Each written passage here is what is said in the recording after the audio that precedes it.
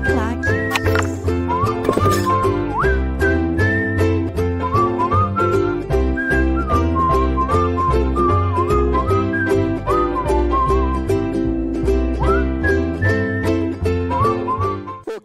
Ok, estamos de volta para a nossa segunda parte, nosso segundo bloco dos estudos sobre o contrato de compra e venda. Primeiro bloco, vimos o conceito de compra e venda, a natureza jurídica, os seus principais efeitos, algumas regras limitadoras que o legislador nos apresenta. E agora, vamos ver algumas espécies de compra e venda, bem como algumas cláusulas especiais, para, ao final, conjuntamente resolvermos algumas questões que já foram cobradas em concursos públicos Brasil afora. Ok? Talvez na sua prova caia algo semelhante. Então, sem delongas, vamos lá falar sobre algumas espécies de compra e venda que o legislador nos apresenta, expressamente no Código Civil. E a primeira espécie é a chamada compra e venda por amostra, protótipo ou modelos. Venda por amostra, protótipo ou modelos. Aqui nós estamos diante de uma situação até bastante corriqueira. Quando o comprador não tem à sua frente o bem que lhe será entregue. Não tem. O bem que ele está comprando não está aqui materialmente na sua frente. O que ele tem aqui à vista é um modelo, um protótipo ou uma amostra. E com base neste modelo, protótipo ou amostra, é que ele decide adquirir o bem. O legislador traz uma regra de proteção ao comprador nesta circunstância. Imagina que você faz uma compra com base no modelo e quando recebe o bem era bem diferente. Não tinha muito a ver com aquele modelo que foi apresentado. Você faz a compra com base num protótipo, com base numa amostra, e quando recebe o bem, meu amigo, não foi isso aqui que eu contratei, não. Mas estava no contrato as descrições. Tá bom, mas eu comprei por amostra, modelo, protótipo. O bem a ser entregue tem que guardar aquelas características. É disso que o legislador fala no artigo 484. Se não, vejamos. Se a venda se realizar à vista de amostras, protótipos ou modelos, entender-se-á que o vendedor assegura ter a coisa as qualidades que a elas correspondem. Se o vendedor me mostrou aquela amostra, aquele modelo, aquele protótipo, então ele está assegurando que a coisa que me será entregue tem aquelas características. É isso que o legislador está me dizendo.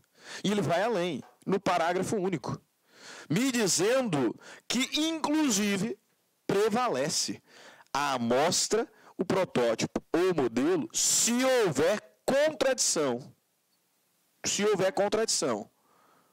ou diferença com a maneira pela qual se descreve a coisa no contrato. Prevalece a amostra, prevalece o protótipo, prevalece o modelo. Ainda que no contrato esteja descrito de uma forma diferente, aquilo que foi demonstrado ali, por modelo, protótipo, amostra, é o que vale. O vendedor está me assegurando aquelas características. Ainda que o contrato diga de uma forma diferente, descreva de uma forma diferente. tem o direito a receber a coisa tal qual a amostra, tal qual o modelo, tal qual o protótipo. Ok? Perfeito. O legislador segue e me traz uma outra espécie de compra e venda, na verdade duas agora, que são a venda ad mensuram e a venda ad corpus, aqui relacionada a bens imóveis. Tendo o seguinte, venda ad mensuram é aquela cujo preço é estabelecido de acordo com a área, com base numa unidade métrica, ou seja, com base nos metros quadrados, no hectare, no alqueire, né, na quantidade de hectares, na quantidade de alqueires que está sendo vendido. Por isso que ela é ad mensuram. A venda ad mensuram é aquela cujo preço é fixado com base na área do imóvel que está sendo alienado. O que eu tenho é que o valor é X por hectare. Estou comprando tantos hectares, faz aí a multiplicação e chegamos no valor. Tantos alqueires. Quanto que é o alqueire? O alqueire é tanto.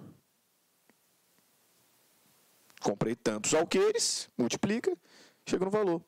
Estou comprando por metros quadrados. Quanto que é o metro quadrado? X. Beleza. Então multiplica. Já na venda ad corpus, eu compro em razão da coisa, independente do seu tamanho. O valor é fixado com base no bem que está sendo vendido, no corpo, considerando a coisa e não a sua área. Perceberam? Ok. Considerando isso, o legislador traz algumas regras. Primeira regra, veja lá, artigo 500. Se na venda de um imóvel se estipular o preço por medida de extensão, então ad mensuram, ou se determinar a respectiva área e esta não corresponder, em qualquer dos casos, às dimensões dadas, o comprador terá o direito de exigir o complemento da área. E, não sendo possível, o direito de reclamar a resolução do contrato ou o abatimento proporcional ao preço. Então, o legislador está dizendo o seguinte: se a venda é ad mensuram, o preço foi fixado com base numa medida, né? Com base numa área. Paguei X, porque me foi prometido tantos hectares. E depois se percebe que o tamanho é menor do que aquilo que foi comprado. Então, veja bem. Primeiro, o comprador tem direito, e é o primeiro direito que ele tem, de reclamar complementação da área. Aumenta. Pode aumentar aí a minha área. Ué, complementa. Se não for possível, porque ele depois da cerca é outro dono, não tem como aumentar. Se não for possível, então o comprador terá duas opções. Duas opções. Quais? Resolver o contrato, não quero mais, me devolve o que eu paguei. Ou reclamar o abatimento do preço. Se a compra e venda for ad mensuram e o tamanho da área for menor do que aquilo que foi prometido e com base naquilo que foi fixado o valor, o comprador tem o direito de exigir complementação. Ponto. Se não for possível a complementação, então ele tem duas alternativas. Resolver através de uma ação estimatória, toma o bem de volta, me dá o valor que eu paguei, acaba o contrato. Ou abater proporcionalmente e exigir a devolução proporcional do valor, por meio de uma ação chamada ação quanti minores. Tá? No primeiro caso, ação redibitória. Redibitória. Não foi possível a complementação, então eu não quero mais. Vou redibir. Ação redibitória. Toma de volta o imóvel, me dá o preço, não quero mais o contrato. Ou abate o preço e me devolve proporcional. Ação quanti minores ou ação estimatória. Beleza? Parágrafo 1º do artigo 500. Presume-se, vamos lá? Presume-se que as referências, presume-se que a referência às dimensões foi simplesmente enunciativa quando a diferença encontrada não exceder a de 1/20 da área total enunciada, ressalvado ao comprador o direito de provar que em tais circunstâncias não teria realizado o negócio. Então o legislador coloca aqui uma margem de erro aceitável, né? Vai dizer o seguinte: se a diferença for menor do que 1/20, ou seja, do que 5% da área prometida, comprador, então você não tem direito não. Ele está dentro do razoável, a menos que você consiga provar que não compraria nesses termos. O que fica bem difícil, né? Mas é curioso destacar que o legislador coloca uma margem de erro aceitável, né? 1/20, 5%. Parágrafo 2º. Se em vez de falta houver excesso, me entregou mais do que foi prometido, né? Se em vez de falta houver excesso e o vendedor provar que tinha motivos para ignorar a medida exata da área vendida, caberá ao comprador, à sua escolha, completar o valor correspondente ao preço ou devolver o excesso. Então, se a área é maior do que a que foi vendida e o vendedor provar que tinha motivos razoáveis, né, para cometer o erro que cometeu, o comprador terá o direito de devolver o excesso ou pagar o proporcional. Pagar o valor do excesso. Parágrafo 3º. Não haverá complemento da área, nem devolução de excesso, se o imóvel for vendido como coisa certa, porque aí há de corpus. Não haverá complemento de área, nem devolução do excesso, se o imóvel for vendido como coisa certa e discriminada, tendo sido apenas enunciativa a referência às suas dimensões, ainda que não conste de modo expresso ter sido a venda de corpus. Se você comprou a coisa, pela coisa, não pela área, não tem que devolver excesso não, aí é ad corpus. E fechando, na regulação aqui dessa espécie de venda ad mensuram, venda ad corpus, artigo 51, não posso admitir que o comprador possa buscar o seu direito ad aeternum, né? Tem que ter um limite, tem um prazo decadencial. O legislador vai dizer que decai o direito de propor as ações previstas no artigo antecedente o vendedor ou o comprador que não o fizer no prazo de 1 ano. 1 ano contado do registro, e se houver atraso na emissão, 1 ano contado da emissão. Na posse é o que diz o parágrafo único. Beleza? Ok, show de bola. As duas únicas espécies de compra e venda que destaco, porque estão ali previstas expressamente no Código Civil, são as duas. E agora a gente caminha para tratar sobre algumas cláusulas especiais que podemos colocar nos contratos de compra e venda. Vimos o conceito, vimos a natureza, vimos os efeitos, falamos sobre algumas limitações, espécies, e agora algumas cláusulas especiais que podem ser colocadas no contrato de compra e venda por mútuo acordo. E a primeira dessas cláusulas, muito comum em concurso público, e pouquíssimo comum na prática, cai muito em provas, mas na prática contratual a gente não vê tanto assim, não. E vocês vão perceber a razão é óbvia. Primeira cláusula, cláusula de retrovenda. Cláusula de retrovenda. Esta cláusula aqui, como eu disse, ela é bastante cobrada em concursos públicos, por isso é que nós temos que estudá-la.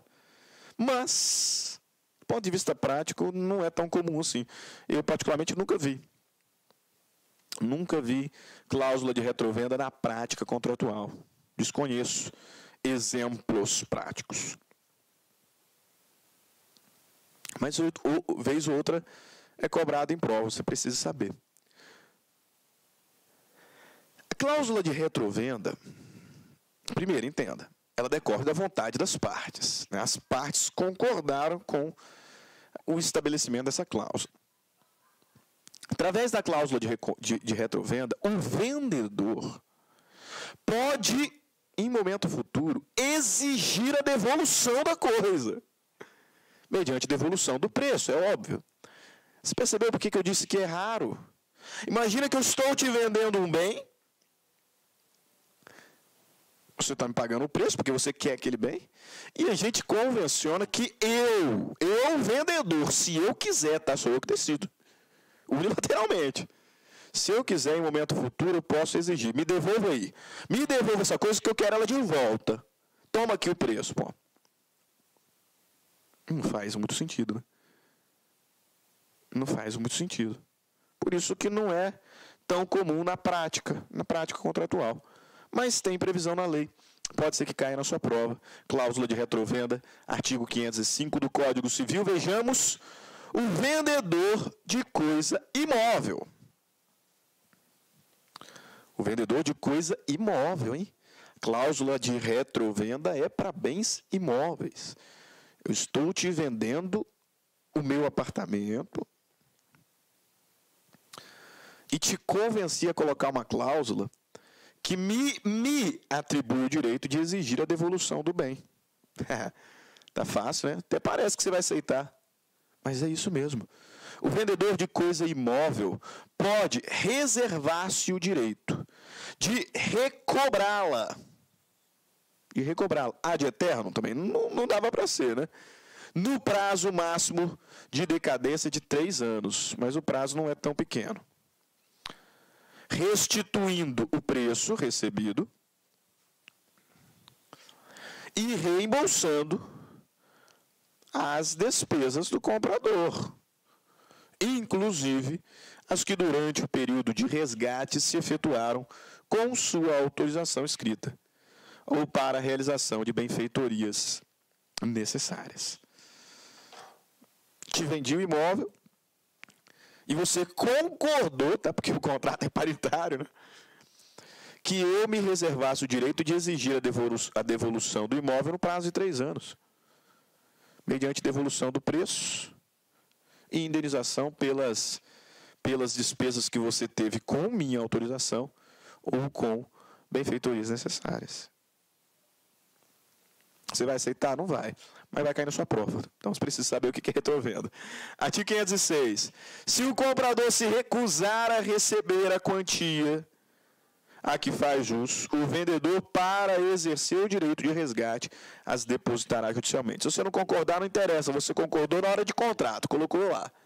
Então, eu vou depositar juízo e pegar o bem de volta. Tá? Vou reintegrar a minha posse. Próxima cláusula, essa aqui também rara. Né? Mas, né, vai que você quer colocar isso aqui em prática, talvez dê certo. É a cláusula de venda a contento ou venda sujeita à prova. Venda a contento é aquela em que eu te entrego a coisa e depois de usá-la, depois de testá-la, você diz se gostou ou não. Se você gostou, o nosso negócio jurídico produz efeitos. É sua, me paga o preço. Se você não gostou, o negócio jurídico não produz efeitos. Venda a contento. Ou seja, a produção dos efeitos desse negócio está subordinada a uma condição, a um evento futuro incerto, a uma condição suspensiva. Qual seja, você gostar ou não. Se você gostou, produz efeitos. Se você não gostou, não produz. E já na venda sujeita à prova, aí não é ao seu bel prazer, né? Você gostar ou você não gostar. Você vai provar se a coisa que foi entregue preenche todos os requisitos anunciados. Caso preencha, aí o negócio produz efeitos. Se não, não produz. Percebeu? Condição suspensiva. Condição suspensiva. Veja lá, ó. Artigo 509. A venda feita a contento. A venda feita a contento do comprador entende-se realizada sob condição suspensiva. Aqui é um detalhe que eu gostaria de destacar. Volta um pouquinho no seu caderno. Na retrovenda, a condição é resolutiva, tá? Porque o contrato foi feito, o imóvel foi registrado no nome do comprador e produziu efeitos. Se, no prazo ali determinado, o vendedor recobrar a coisa, se, pode ser que sim, pode ser que não, então é condição. Se ele recobrar, acaba. Então a condição é resolutiva na retrovenda. Aqui a condição é suspensiva. A coisa foi entregue, mas a propriedade não passou. Se ele gostar, produz efeitos. Suspensiva, portanto. A venda feita a contento do comprador entende-se realizada sob condição suspensiva, ainda que a coisa lhe tenha sido entregue. E não se reputará perfeita, enquanto o adquirente não manifestar o seu agrado. Não produzirá efeitos. Então tem um elemento acidental.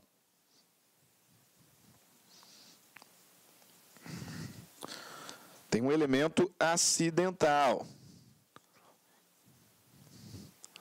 Lembra lá? Escada pontiana, existência, validade, eficácia. Elementos acidentais, condição, termo, encargo. Tem um elemento acidental. Qual? Condição. Condição que nesse caso é suspensiva. Nesse caso é suspensiva. A venda feita a contento do comprador entende-se realizada sob condição suspensiva, ainda que a coisa lhe tenha sido entregue. E não reputará perfeita enquanto o adquirente não manifestar o seu agrado. Artigo 510. Artigo 510. Também a venda sujeita à prova. Também a venda sujeita à prova presume-se feita sob condição suspensiva. Mais uma vez, elemento acidental, condição suspensiva. De que a coisa tenha as qualidades asseguradas pelo vendedor e seja idônea para o fim a que se destina. 511. Em ambos os casos, as obrigações do comprador que recebeu, sob condição suspensiva, a coisa comprada, são as de mero comodatário, enquanto não manifeste aceitá-la. Então, eu entreguei a coisa, mas você tem que dizer se gostou, se está de acordo com o que foi prometido, para que o negócio produza efeito. Até que você faça isso, a coisa está com você. A título de quê? A título de comodato. Empréstimo de coisa infungível. Então, é como se você fosse comodatário, né? Tem que guardar bem a coisa, né? Utilizá-la para o fim a que serve, mas se ela deteriorar, perecer sem culpa sua, o prejuízo é meu. O prejuízo é meu porque eu sou o dono e a coisa perece para o dono, né? Terceira cláusula especial da compra e venda. Cláusula de preferência ou preempção. Preferência e preempção são expressões sinônimas. Você se lembra que eu disse para você que lá na venda do bem condominial, eu posso vender a minha quota dentro de um bem que é condominial, mas eu tenho que respeitar a preferência dos meus condôminos. Você lembra disso? No contrato de locação, se o locador quiser vender o imóvel, o locatário também tem preferência. Vocês têm preferência, tem o direito de ir lá e pagar o mesmo valor que um terceiro está oferecendo e pegar para ele locatário. No caso do condomínio, o condômino vai lá, paga o mesmo valor e leva para ele. Isso é preferência. Preferência. Só que nesses dois casos a preferência é legal. A preferência é legal e se o locador não oferecer primeiro para o locatário, se o condômino não oferecer primeiro para os outros condôminos, pode o locatário, pode os outros condôminos depositar o valor em juízo e adjudicar a parte vendida a terceiro. É aqui que está a diferença entre preferência legal e preferência convencional. Por quê? Vem para a lei. Veja bem, a preferência convencional é aquela colocada pelas partes. Eu estou te vendendo meu carro, mas eu coloquei lá no nosso contrato, você concordou, a seguinte cláusula: quando você resolver vender, me dê preferência. Eu gosto daquele carro, estou te vendendo porque eu preciso. E já que você não aceitou uma retrovenda, né, e não tinha razão para aceitar, eu te convenci a colocar uma preferência, uma cláusula de preferência, uma cláusula de preempção, que te imputa o seguinte: quando você for vender, me ofereça primeiro. Percebeu? Vem para a lei. Artigo 503. A preempção ou preferência impõe ao comprador a obrigação de oferecer ao vendedor a coisa que aquele vai vender ou dar em pagamento para que este use do seu direito de prelação, que é um outro nome, tá? Na compra, tanto por tanto. A preempção ou preferência, preempção, pode parecer dessas formas todas no seu concurso, ou preferência, impõe ao comprador a obrigação de oferecer ao vendedor a coisa que aquele vai vender. Então, quando você for vender, se oferece para mim primeiro, tá? Ou dar em pagamento para que para que o vendedor originário, use do seu direito de prelação. Ou seja, de pegar para mim, te oferecendo tanto por tanto. Te oferecendo o mesmo valor que um terceiro estava te oferecendo. O prazo para exercer o direito de preferência não poderá exceder 180 dias, se a coisa for móvel, 2 anos, se a coisa for imóvel. 180 dias, se for móvel, 2 anos, se for imóvel. Como eu estou te vendendo um carro, dentro desses 180 dias, se você quiser vender, me ofereça primeiro. Para que eu exerça o meu direito de prelação, se eu quiser te oferecer tanto por tanto e pegar para mim. Depois dos 180 dias, vende para quem você quiser. Se o bem é imóvel, 2 anos. Depois de 2 anos, vende para quem você quiser. Agora, o que o legislador que nos traz no artigo 516 e seguintes também merece destaque. Veja bem. Ele fala o seguinte, sobre o prazo pós-notificação, tá? Inexistindo o prazo estipulado, o direito de preempção caducará, se a coisa for móvel, não se exercendo nos 3 dias, e se for imóvel, não se exercendo nos 60 dias subsequentes à data em que o comprador tiver notificado ao vendedor. Então, se nós não colocamos prazo diferente, você me notificou, vou vender.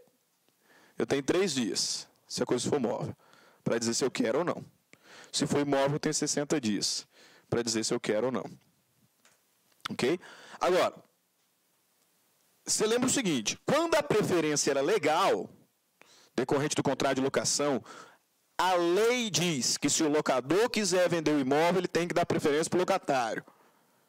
Ou no caso do condomínio, a lei diz, se o condômino quiser vender sua parte no bem, ele tem que oferecer para os condôminos, para os outros condôminos. Na preferência legal, se o direito de prelação não fosse respeitado, aqueles que têm a preferência poderiam depositar o valor em juízo e adjudicar para si. Agora eu pergunto o seguinte: nós colocamos no nosso contrato, portanto, é preferência convencional. Nós colocamos no nosso contrato que dentro de 180 dias, se você quiser vender o carro, você tem que oferecer para mim primeiro. Dentro de 2 anos, se você quiser vender o imóvel, você tem que oferecer para mim primeiro. Se dentro desse prazo você resolver vender o bem e não me der a preferência, eu tenho o direito de adjudicar o valor? De depositar o valor e adjudicar o bem? Tenho o direito? Não, não tenho. Aí que está a diferença da preferência legal para convencional. Na preferência legal, o titular do direito de prelação deposita o valor em juízo e toma para ele, ponto. Locação, condomínio. Na preferência convencional, não. Você tem que me oferecer antes. Mas se você vender para terceiros sem me oferecer, eu não tenho direito de adjudicar. Eu tenho direito só de reclamar a indenização por perdas e danos. É o que o legislador me diz no artigo 418. Responderá por perdas e danos o comprador. Responderá por perdas e danos, é isso. O comprador, se alienar a coisa sem ter dado ao vendedor ciência do preço e das vantagens que por ela lhe ofereceram. Responderá solidariamente o adquirente se tiver procedido de má fé. E aí o legislador fecha no artigo 520, dizendo que o direito de preferência ele é pessoal. Então, se eu morrer nesses 180 dias, os meus herdeiros não têm direito de preferência. Não tem.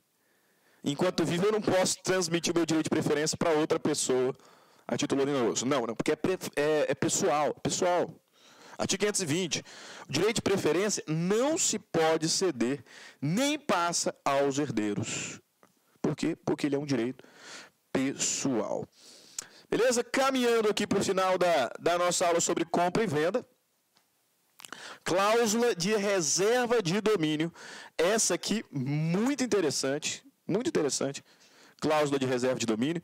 Porque através desta cláusula, os contratantes fixam o seguinte: eu vou te entregar o bem, mas enquanto você não me pagar tudo, você ainda não é dono dele. Então perceba que eu te entrego, mas eu reservo o domínio. Eu reservo o domínio, eu mantenho a propriedade comigo. Até quando? Até que você me pague a totalidade do devido. Isso é interessante, né? Artigo 521.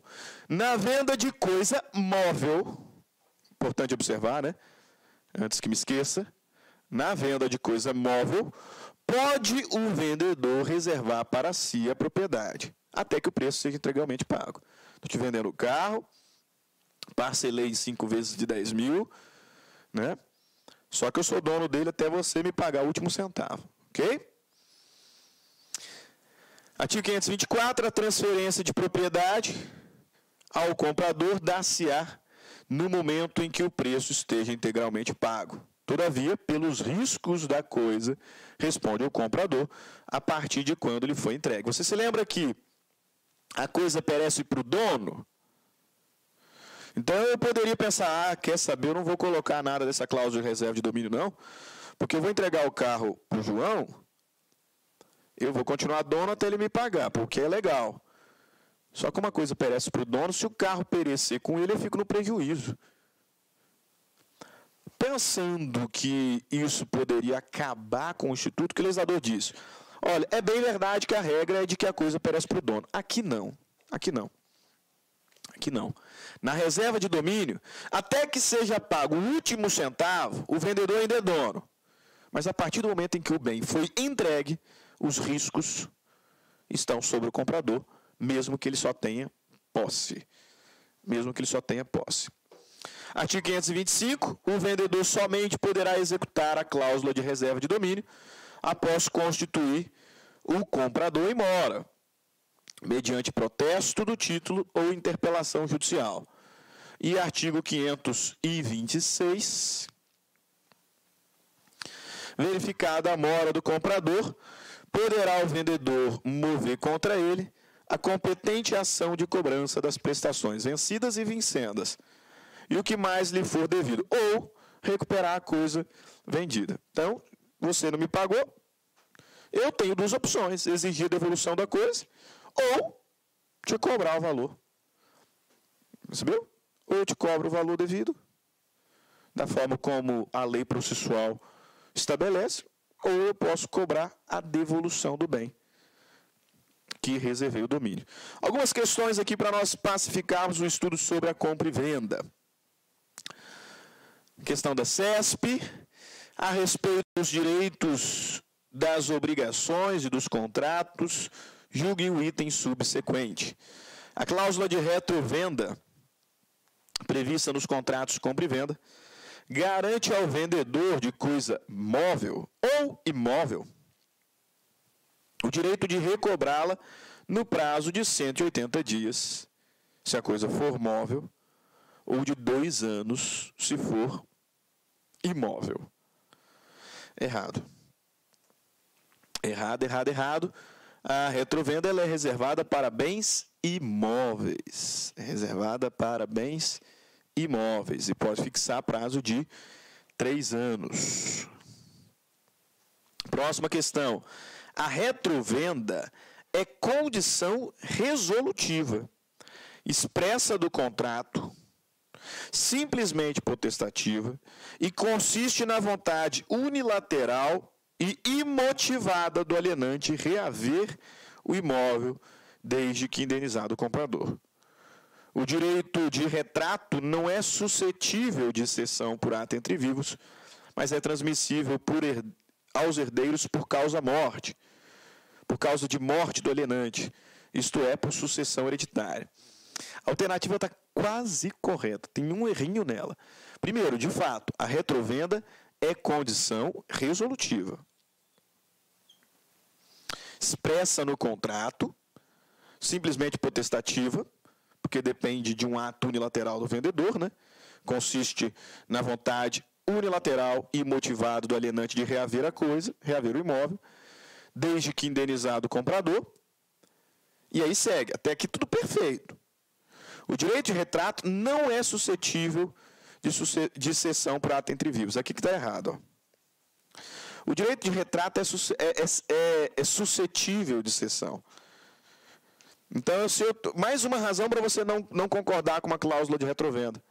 Porque eu reservei o direito de reaver o bem dentro do prazo, de um bem imóvel dentro do prazo, e se eu quiser passar esse meu direito de reaver para uma outra pessoa, eu posso. Por exemplo, vou te vender o direito de exigir a devolução da coisa por R$10.000. E da mesma forma, se eu morrer, passo para os meus herdeiros. Então o erro está aqui, ó, tá? Na parte final. Próxima.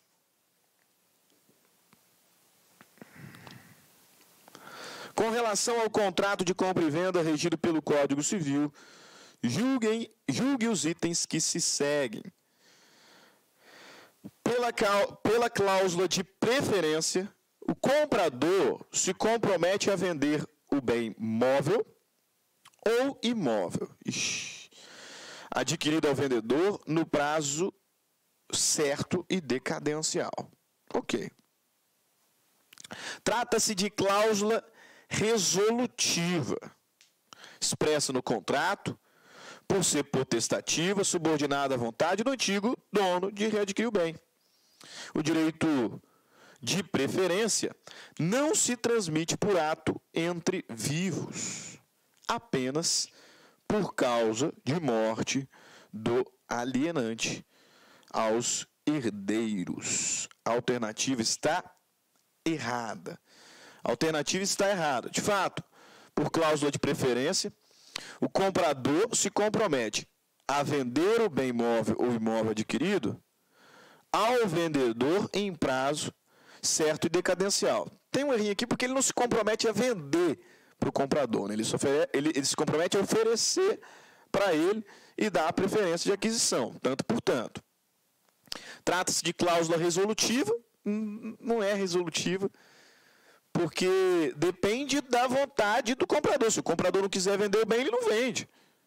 Não tem como eu obrigá-lo a isso, né? Tem. Trata-se de cláusula resolutiva expressa no contrato, por ser potestativa, subordinada à vontade do antigo dono. Meu querido, perceba o seguinte: na cláusula de preferência, só me interessa a vontade do antigo dono se o comprador quiser vender o bem. É diferente da preferência para retrovenda.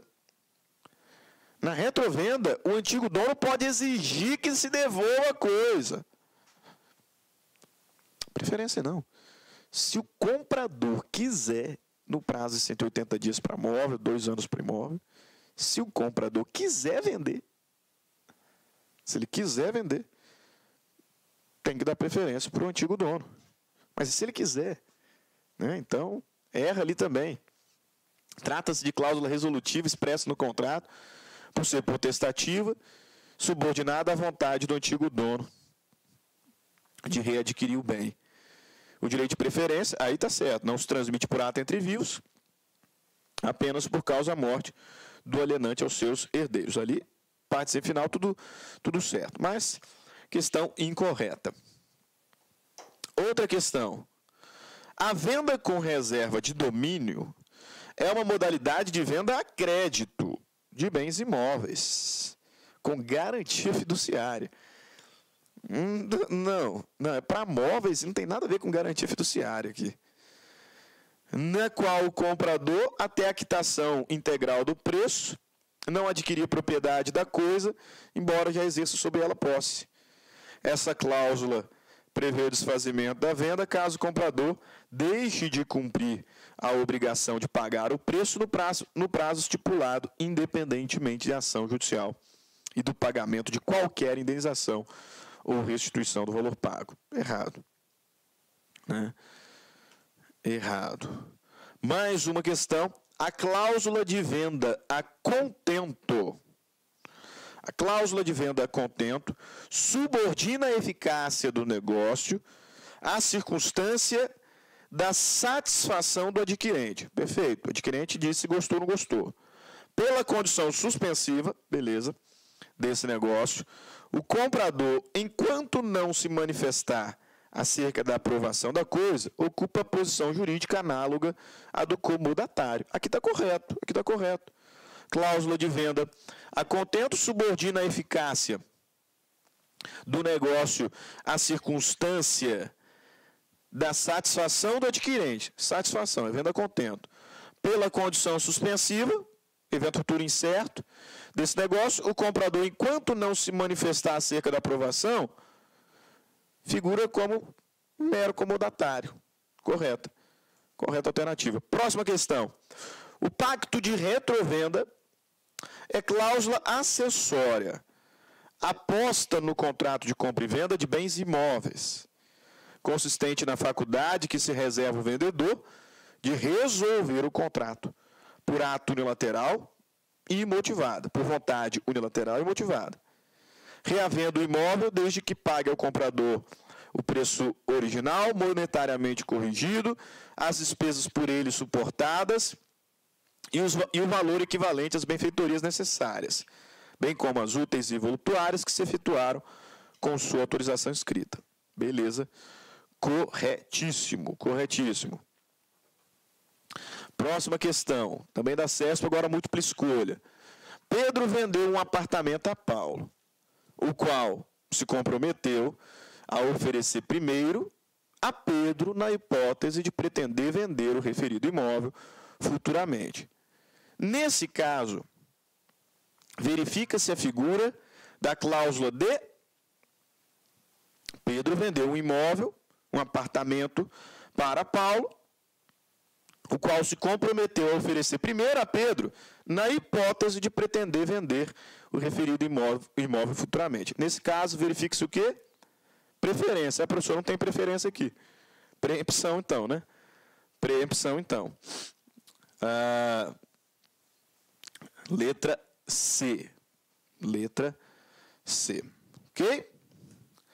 Outra questãozinha aqui. Assinale a opção que não se configura cláusula especial nos contratos de compra e venda. Retrovenda é uma cláusula especial. Venda sobre documentos é? Não. Não é. Venda a contento é uma cláusula especial. Né? Venda ad mensura não é uma cláusula, é uma espécie. Né? Voltando aqui na verdade. E bem, ó, assinale a opção que não se configura cláusula especial nos contratos de compra e venda. Retrovenda é uma cláusula? É uma cláusula. Venda sobre documentos, nós não falamos sobre ela, mas é uma cláusula sim. Na verdade, aqui, nós colocamos uma cláusula que os documentos que foram assinados já te transmitem a propriedade. O bem ainda vem, tá? Mas ele já é seu, os riscos já são seus. Então, uma cláusula. Venda a contento é uma cláusula? Também. Nós convencionamos que você recebe o bem e diz se gostou ou não. Venda ad mensura é uma cláusula? Não, venda ad mensura é uma espécie. Venda ad mensura é uma espécie de contrato de compra e venda. Então, é diferente, né? As outras três situações são situações de cláusulas especiais do contrato de compra e venda. A ad mensura é uma espécie, assim como a ad corpus, né, que nós vimos, né, a venda pela coisa específica, espécie de compra e venda. Aí, venda ad gustem, venda sob prova, retrovenda, direito de preferência, isso aí são cláusulas que nós colocamos no contrato. Venda ad mensura, venda ad corpus não, é pela situação. Você está me vendendo metros quadrados. Então, é uma espécie de compra e venda. Venda ad corpus, independente do bem, você está me vendendo a coisa. Venda mediante amostra, mediante protótipo, também é uma espécie. Espécies. Os últimos que nós vimos são cláusulas especiais do contrato de compra e venda. Ok? Beleza. Encerramos aqui o estudo do contrato de compra e venda. Voltaremos muito em breve para tratar sobre outras espécies de contratos. Contrato de empréstimo, mútuo, contrato de comodato, fiança e assim por diante. Ok? Grande abraço a todos. Fiquem com Deus. E até as próximas aulas de Direito Civil aqui da LAC Concursos. Tchau, tchau. Clique lá.